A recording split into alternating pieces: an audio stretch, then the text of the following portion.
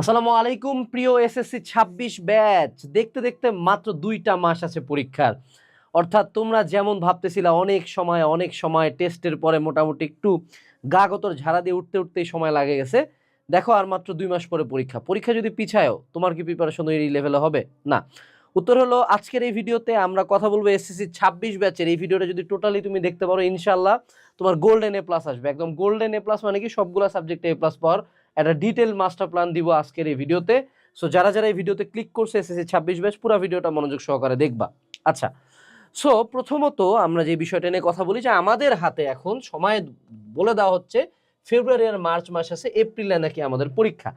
এখন ফেব্রুয়ারি আর মার্চ মাস দেখতে মনে হচ্ছে ৬০ দিন, এখনো ফেব্রুয়ারি শুরুই হয় নাই। বাট বিশ্বাস করো আজকে কিন্তু জানুয়ারির নিয়ার অ্যাবাউট আমাদের ২০ তারিখ চলতেছে। তার মানে বুঝতেছো এই ভিডিও যখন দেখতেছো তখন হয়তো বা আরো চলে গেছে। সো ৬০ দিন সময়টা দেখে যেরকম বড় মনে হচ্ছে সেটা আদৌ বড় না, খুবই খুবই ক্ষুদ্র একটা সময়। এখন কথা হলো যে এইটা তুমি কিভাবে এই ২টা মাসেরই আসলে প্রথম টাইমলাইনটা আমাদেরকে বুঝতে হবে যে আমরা আসলে কিভাবে ২টা মাসকে ইউজ করব। প্রথমত ফেব্রুয়ারি মাসের যদি আমি একটা কথা বলি, ফার্স্ট অফ অল আমাদের ফেব্রুয়ারি মাসের প্রথম কাজ করতে হবে যে গো ফাস্ট। বাবারা একটা কথা বলো দেখি, যে এই যে তোমরা এসএসসির রিভিশন শুরু করছিলে এখন থেকে আরো ২-৩ মাস আগে, সত্য কথা বলো তো এই যে লাইভ কোর্সগুলোতে ভর্তি হয়েছিলা, বি অনেস্ট কয়টা চ্যাপ্টার পড়ছো? সত্য কথা বলো তো বাবা, কয়টা চ্যাপ্টার পড়া হয়েছে?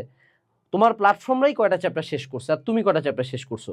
সো এর মধ্যে আমাদের চ্যাপ্টারগুলো শেষ করতে হবে, নিজেদের গ্যাপ ফিলিং করতে হবে, টেস্ট পেপার সলভ করতে হবে, ফাইনাল মডেল টেস্ট দিতে হবে, দেন এক্সামে বসতে হবে।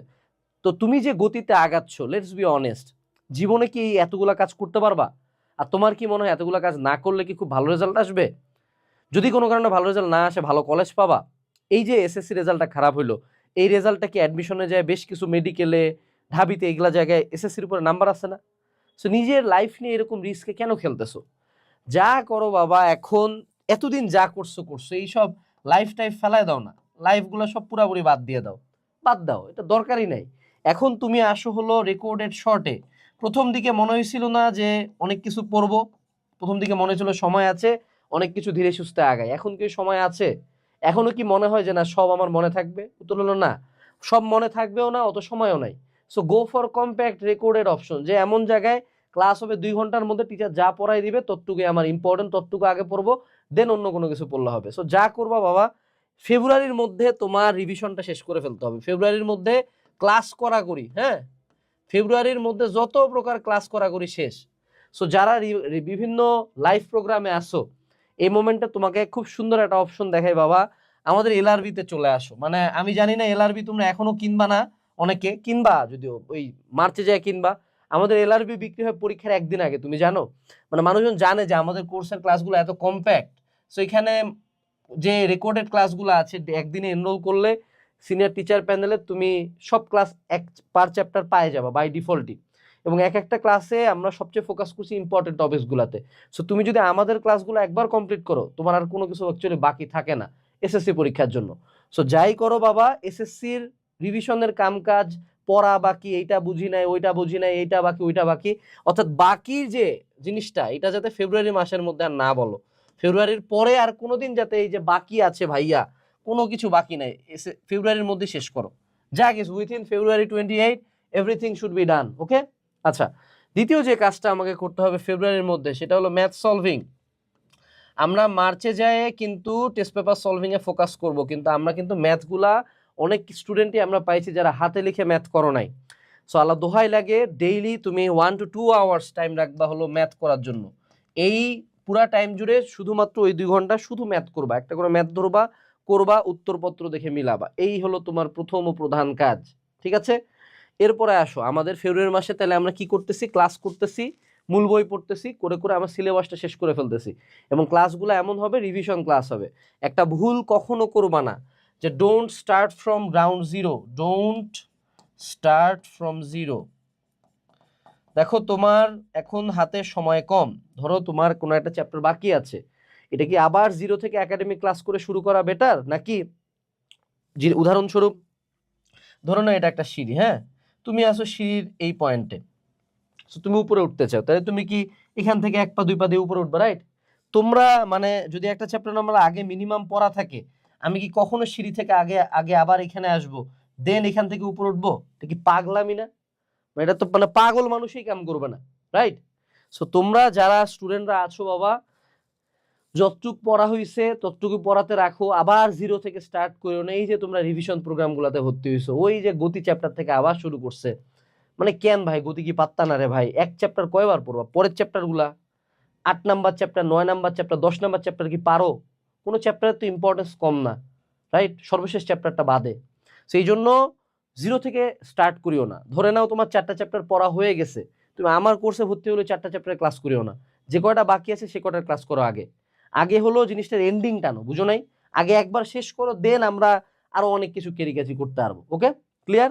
আচ্ছা, এরপরে আসো, এই যে ফেব্রুয়ারি মাসটা গেল, এখন মার্চে আমাদের টার্গেটটা কি থাকবে? মার্চে টার্গেট থাকবে হলো টেস্ট পেপার সলভিং। এখন টেস্ট পেপার সলভিং এর ক্ষেত্রে আমি যেটা বলি যে মেডিজির প্রথম 15টা কোশ্চেন সলভ করা। এখন সমস্যাটা বাংলাদেশের টেস্ট পেপারে কোথায়? বাংলাদেশের যে কোনো টেস্ট পেপার দেখবা, ছালারা টেস্ট পেপার লেখছে সাল ওয়াইজ, স্কুল ওয়াইজ, আবার মেডিজি লেখছে চ্যাপ্টার ওয়াইজ। তার মানে তুমি যদি যশোর বোর্ডে 24 সালের কোশ্চেনটা সলভ করতে যাও কোনো একটা চ্যাপ্টারে, তোমাকে ওই চ্যাপ্টারে যেতে হবে, দেন ওই পেজে যেতে হবে, দেন সলিউশন দেখতে হবে। সো টেস্ট পেপার থেকে আমার এই অ্যালার্জিটা ফিক্স করার জন্য আমরা নিয়ে আসছি ভাইয়া রিভিশন ম্যাটেরিয়াল। ঠিক আছে, রিভিশন ম্যাটেরিয়াল জিনিসটা পুরো সেক্সি একটা জিনিস। সেক্সি কেন বলতেছি, ওয়ার্ডটা আসলে ওয়ার্ডটার জন্য সরি, মানে আমার এতটাই ভালো লাগছে জিনিসটা, তুমি একটু দেখাই তোমাকে এটা আমরা কেমনে লিখছি। ধরো একটা চ্যাপ্টার শুরু হয়েছে, এটা হলো সেট অফ ফাংশন চ্যাপ্টার। হ্যাঁ, প্রথমে এই চ্যাপ্টার থেকে কোন কোন বোর্ডে কতবার কোশ্চেন রিপিট হয়েছে এটা আছে। এরপরে এই চ্যাপ্টারে যতগুলো সূত্র আছে সবগুলো দেওয়া আছে। তারপরে তুমি পাবা যে প্রত্যেকটা চ্যাপ্টারের এই যে সেট প্রকাশের পদ্ধতি, এটা এই টপিকের আন্ডারে কি কি এমসিকিউ কোশ্চেন আসছে, তারপরে এই টপিকের আন্ডারে কি কি সিকিউ কোশ্চেন আসছে, ঠিক আছে? তারপরে এইভাবে সিকিউ চলতেছে, তারপর সেকেন্ড টপিকের আন্ডারে কি কি এমসিকিউ, কি কি সিকিউ। আল্লাহ দুনিয়ার কোন টেস্ট পেপার মেডিজিতে এত সুন্দরভাবে বিন্যাস করে দেওয়া আছে, দেখবা যে ওরা সিকিউ গুলা দিছে চ্যাপ্টার ওয়াইজ, আবার এমসিকিউ দিছে হলো সাল ওয়াইজ। আরে ভাইয়া আজিব চুতি আমি ভাইয়া, এগুলা কেমন ধরনের কথা? সো তুমি যদি টেস্ট পেপার মেডিজি সলভ করতে চাও, সুন্দর মতো এই যে রিভিশন ম্যাটেরিয়ালগুলো কিনে নিবা, সবগুলা বোর্ডের স্কুলের কোশ্চেনে দেওয়া আছে। হ্যাঁ, প্রতিটা সাবজেক্টের আছে, এবং আমাদের কভারগুলো কিন্তু খুবই সুন্দর সুন্দর কভার। ঠিক আছে, তো আজকে অর্ডার করে ফেলতে পারো, আমাদের ডিসক্রিপশনে লিঙ্ক দেওয়া থাকলো রিভিশন ম্যাটেরিয়াল। ঠিক আছে, মুদ্রা কথা একটাই, টেস্ট পেপার আমাকে সলভ করতে হবে। এখন টেস্ট পেপার সলভ করতে গিয়ে কিছু ইস্যুস ফেস করবে। ইস্যু হলো যে আটকে যদি যাই, আটকে গেলে কি করব? দেখো যারা আমাদের এলআরবিতে আছো, এলআরবিতে দেখবা যে আমাদের কোর্সে আলাদা করে রিভিশন ক্লাসের পাশাপাশি type wise question solving classes বা টেস্ট পেপার সলভিং ক্লাসেস আছে। সো আমি যেটা তোমাকে সাজেস্ট করব, শুরুতে কোশ্চেন সলভিং ক্লাসগুলো করবা, দেন আসে তুমি রিভিশন ম্যাটেরিয়াল বা টেস্ট পেপার যেখান থেকে পারো তুমি সলিউশন করবা। ট্রাই করবা প্রথম 15 কোশ্চেন যাতে ম্যান্ডেটরিলি শেষ হয়। তৃতীয় যে পয়েন্টটা, সেটা হলো important topic find out.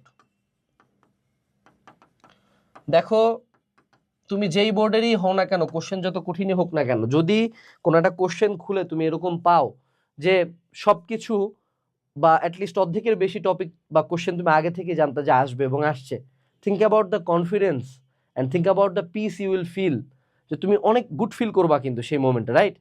So তোমরা যেটা করবে এখন থেকে, আমরা এসএসসি সাজেশনের একটা 2.0 ভার্সন আনছি সব সাবজেক্টে। তোমাদের কিছু ইস্যুস ছিল বইটা নিয়ে, সেই ইস্যুসগুলো ফিক্স করে বাজারের সবচেয়ে কমন উপযোগী সাজেশন কিউএনএসসি সাজেশনের 2.0 ভার্সনটা আনছি।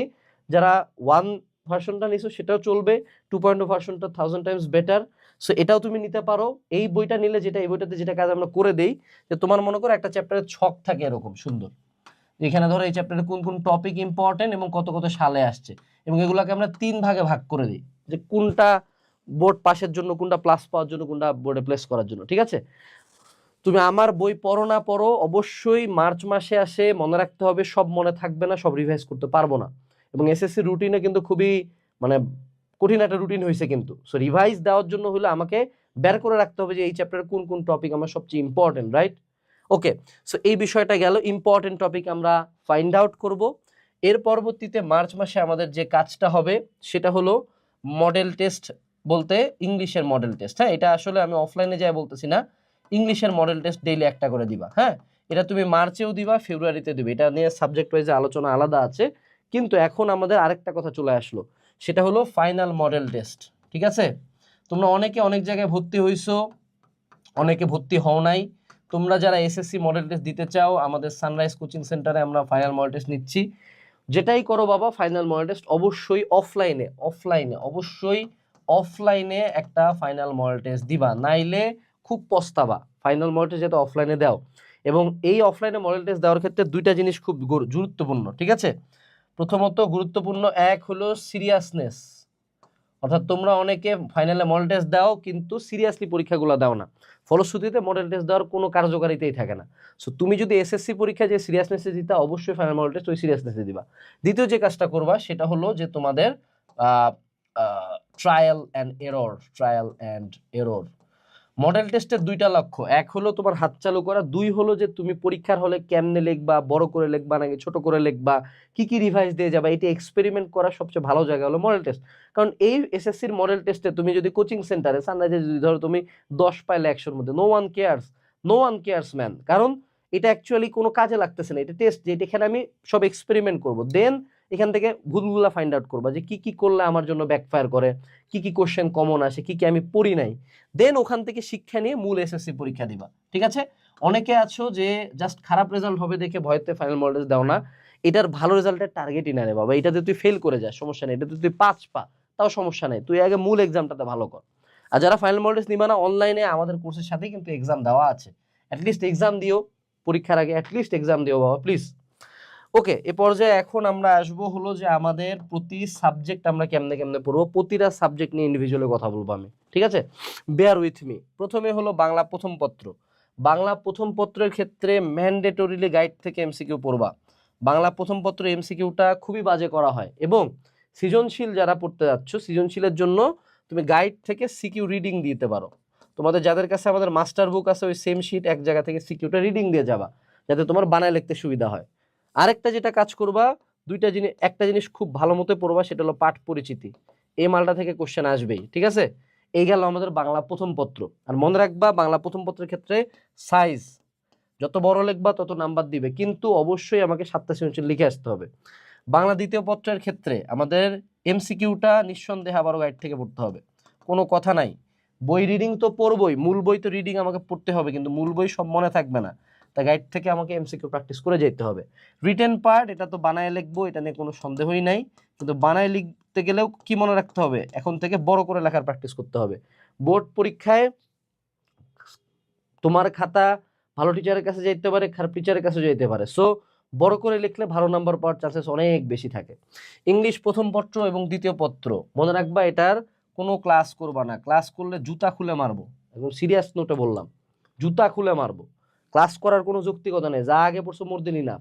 এখন যেটা করবা, প্রতিদিন একটা করে মডেল টেস্ট দিবা, আগামী 60 দিনে প্রথমে যেটা করবা যে অল বোর্ড কোশ্চেন্স, লাস্ট ইয়ারের সবগুলা বোর্ড কোশ্চেনের এক্সাম দিবা, ওকে?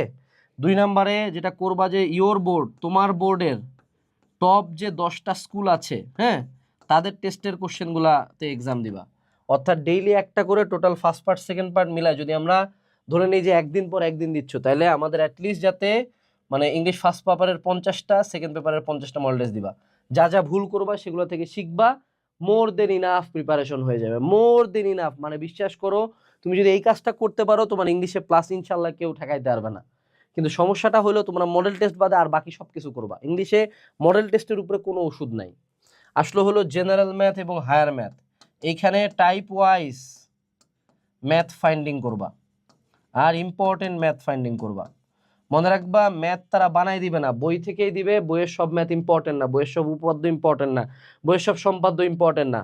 সো প্রথমত সাজেশন বই থেকে, এসএসসি সাজেশন 2.0, এখানে কিন্তু তুমি আলাদা করে সাজেশন ই বুকটাও পাচ্ছ কোর্সের মধ্যে, ওখান থেকে দেখে নিবা যে কোন কোন ম্যাথ উপপাদ্য সম্পাদ্য আমরা বলছি ইম্পর্টেন্ট, ওগুলো আগে করবা। দেন টাইপ ওয়াইজ ম্যাথ জিনিসটা কি রে বাবা? টাইপ ওয়াইজ ম্যাথ হইলো যে দেখো, ধরে নাও তোমাকে সমবৃত্ত ভূমিক কোণকের আমি আয়তন বের করতে বলছি, বা ধরো আমি তোমাকে সেট ফাংশনের হলো একটা অন্য পদ্ধতিতে প্রকাশ করতে বলছি, হ্যাঁ, পাওয়ার সেট বের করতে বলছি, এই একটা ম্যাথ করলেই কিন্তু পাওয়ার সেটের যতগুলা ম্যাথ আছে তুমি পারবা। So try to find out যে এটা কোন টাইপের, এবং ওই টাইপের প্রতিটা ম্যাথ তুমি করছো কিনা, প্রতিটা ম্যাথ তুমি করাচ্ছে সবচেয়ে ইম্পর্টেন্ট যেটা, যে ম্যাথটা বেশিবার বোর্ডে আসছে, তুমি দেখবে সাজেশনে আমরা ম্যাথ দিছি, অথবা যে ম্যাথটা সবচেয়ে কঠিন লাগে, অর্থাৎ টাইপ ওয়াইজ ম্যাথ বের করে সবচেয়ে ইম্পর্টেন্ট এবং সবচেয়ে হার্ড ম্যাথটা করবা হাতে লিখে। হাতে লিখে, আবারও বলি, ম্যাথের ক্ষেত্রে এই সময় হাতে লিখে করতে হবে, ওকে? এবার আসলো ফিজিক্স, কেমিস্ট্রি, বায়োলজি, অবশ্যই মূল বই রিডিং পড়তে হবে যদি আমি এমসিকিউ পড়তে চাই। এমসিকিউর জন্য আমরা এমসিকিউ প্রিপারেশন বুকও সাজেস্ট করি, পড়লে পড়তে পারো, গাইড বই পড়তে পারো, ডাজেন্ট ম্যাটার, সেম শিট, ওই আমাদেরটা জাস্ট টাইপ ওয়াইজ দেওয়া আছে, ঠিক আছে। তো মূল বই রিডিং পড়বো ফিজিক্স কেমিস্ট্রি বায়োলজি থিওরিটিক্যাল পাওয়ার জন্য, আর ফিজিক্সের জন্য আবারও টাইপ ওয়াইজ ম্যাথ করতে হবে, এবং ফিজিক্স কেমিস্ট্রি বায়োলজি স্পেসিফিক্যালি এগুলোর জন্য আমাদের রিভিশন ম্যাটেরিয়াল বা টেস্ট পেপার,